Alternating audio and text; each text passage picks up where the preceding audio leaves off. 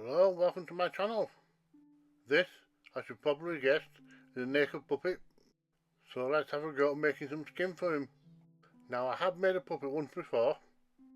Wiggle went to live with my nephew, and I never saw him again.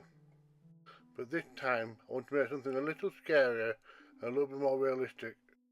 So for this I'm going to use high density foam as well as soft foam. Naturally I'm going to need a bunch of other supplies too, including contact cement, a sharpie, a craft knife, a small bowl so I can heat up the foam and create some curves, and I'm also going to need a bag of eyes. I'm going to have to make this puppet in pieces, so using the paint marker I sketch out the approximate shape and size of the lower jaw, and then I'll cut that out with a nice sharp knife. You will need to sharpen your knife quite regular when you're using this material. You can actually buy proper craft foam, but floor mats are cheaper and more readily available. You can spot them by this pattern on the back, but we're never going to see that.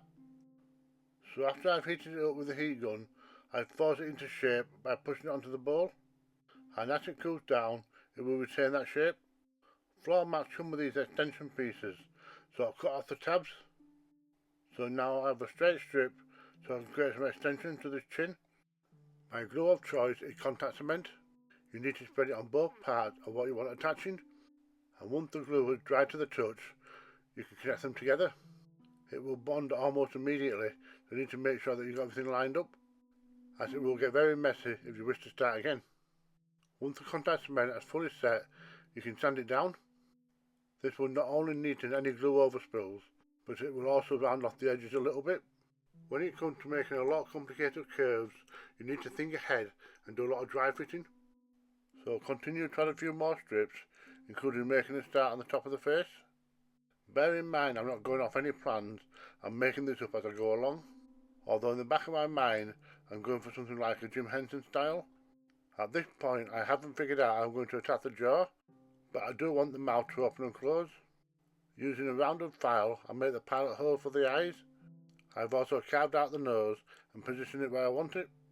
Although you can't tell from this angle, I have given him nostrils. Since this is going to be a puppet, I need to fit a collar around the base, and this is naturally where my hand will go through. It's always a little bit tricky to try and force something into a shape which isn't meant to be, so I've glued on these tabs to help it.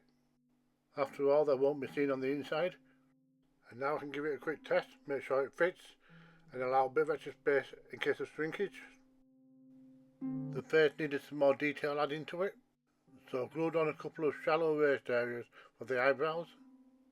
I also extended the neck area, and this is already making a big difference to the goblin. Plus it also allows me to visualise the neck areas which need filling in. I have an assortment of eyes which I need to pick through. I want this guy to look friendly, so I don't want something that's too evil looking. So I picked a pair I like and glued it onto a piece of foam. This had been cut out so it was slotting behind the eye holes. I will widen them a little bit in the future, but for now they're looking pretty good. The neck piece just behind the top part of the head is way too big, so I'm going to cut out some strips and shrink it down a bit. Next I need to bridge the gap between the face and the back of the head. Essentially the face is going to slip inside the back of the head, so it will be held in place with friction, and that will allow the mouth to open and close. And now for the messy Dremel work. I need to add in a grading around the eye sockets, and I need to smooth down all the joints and try to make this guy look a bit more organic. This is a messy process, so I must always wear a mask. I decided to create a basic hinge to connect the face with the rest of the head. With the 2 holes drilled I can insert a length of pipe, and this will essentially be the jawline. On the inside I glue some brackets around the pipe, and hey presto! The sponges in the mouth allows it to open back up quite easily. I decided to create a couple of stubby antennae and place them on top of its head. All this adds another layer of believability to the creature. Now I need to work on the parts of the body that will remain hidden, and for this I'm going to use soft spongy foam. This is not only lighter but it's also more elastic, so when I bend it, it will return back to its original shape, and it's my intention to cover this up with some sort of fabric clothing. But my next job is to work on some arms and hands, and I'm going to have them in a fixed position in an L shape, so it's one less thing to animate. I'm back on the EVA foam for this because I don't want them to droop, but I use the sponge foam again for the additional volume. Once I've carved out the hands, I also carve in additional details like fingernails. Then using the heat gun, add a bit of a curve to them. The fabric will end up covering most of the arms and the hands, so I don't need them to be perfect. I have plenty of gap that need filling in, so I'm going to mix up some milliput for that, as it will set nice and hard. I don't need to create a perfectly smooth finish at this stage, as I will be adding a latex skin later on, so for now I just need to get a bulk of the gaps filled in. And once again, this will only be on the EVA foam areas, as it's a nice solid material anyway. For the skin, I'm mixing up some liquid latex, and I'm adding in some thickener which will fluff it up a little bit. And lastly, I'm adding in a drop of brown paint to for a little bit of colour. Then I mix it all up and start to brush it on. Latex tends to destroy brushes, but I like this plastic one as it lasts longer. I apply a nice generous coat and leave it to one side to dry. Because I've added thickener, that drying time will multiply, so you're looking at about 4 hours before you can apply some more. And in the end, I applied about 5 coats. This gave me good coverage and helped me fill in a lot of the lines. When latex dries, it becomes tacky, so it's a good idea to brush on some talcum powder, otherwise it will stick to itself and probably cause some damage. I do the same for the head, then I put this to one side for now, so I can concentrate on just the hands. I dry brush on a tan colour for some variation. Bear in mind that this will dry slightly darker. Then I repainted the nails a different shade of brown before adding a satin coat over the top of them, and this will give it a slight sheen once dry. And that's all I need to do for the hands, since they're going to be tucked away. So moving on to the head section, since there's a lot more detail to cover, each progressive layer is slightly lighter. Then once I'm happy with the basic colouring, I use a tatty old toothbrush to speckle on some colour texture. If you ever see a close-up photo of skin, you'll see loads of different colours. This all needs to be put down now, so it will just show through on the top layer. And for the top layer, I apply a dark green wash, and this means that it won't be completely opaque, so all the textures and colours underneath will still come through. And for the face itself, I use a slightly paler colour. It's always good to add on as many layers as possible, so I also add on a few random spots at the back of the head. And once I'm happy with the paint, I add on a final layer of latex. This will not only seal everything in, but will also add a little bit of the skin texture. Now I can finally glue the eyes into place, and that alone makes a big difference to the puppet. Next, I mix up some latex with some thickener and apply it where the eyebrows go. I've already cut down to size a couple of pieces of furry fabric. Not only will the latex dry clear, but it should have plenty of grab to it. I'm wanting these to look exaggerated, so they're going to be nice and bushy, but I need to wait overnight for the latex to set before I can trim them. I only need to neaten them up a little bit and make sure they're balanced. Next, I'm going to work on some clothing. I had several pieces of fabric in storage, and while the clothing didn't need to be functional, it still needs to look believable. So I'm cutting to size a piece of this lighter fabric, and this is going to be the undergarment. I don't need to make the full outfit, just what's going to be seen, and that's mostly going to be the chest area. The fabric is too pristine, so I add on a few washes, and this should make the attire more suitable for gobbling. For the main cloak, I scuff at the surface with a wire brush.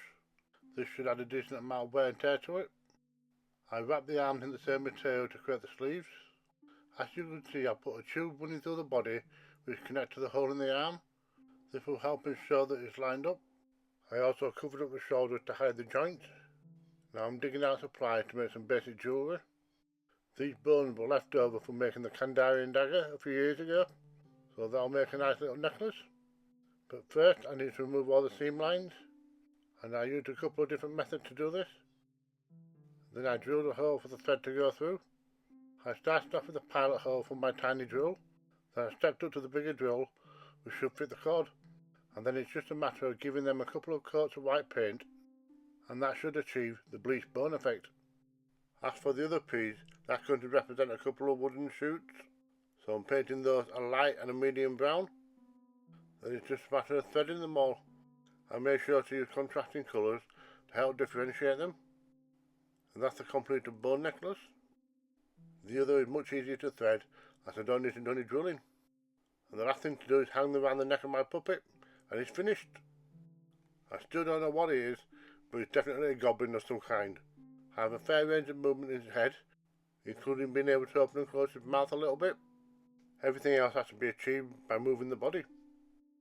Part of the reason for the big bushy eyebrows and the necklaces is secondary motion, so when I move the puppet, these items also move, and it all adds to the element of believability. I'm going to play about with the lights now to create a dark and mysterious setting, and this should help show off a bit more potential from the creature. Bear in mind I created this guy without any plans whatsoever. I completely made it up as I went along, so basically I threw myself in at the deep end, which ironically is a good way to learn quickly. This guy still needs a name though, so any suggestions that you have, preferably sensible, let me know down below.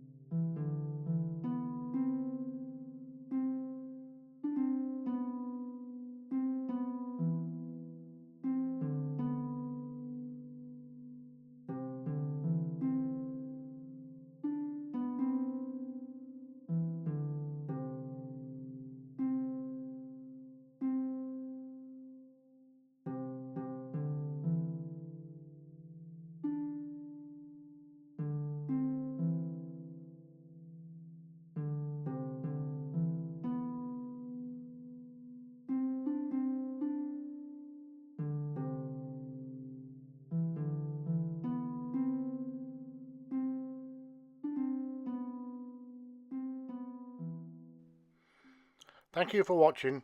Don't forget, if I can do it, so can you.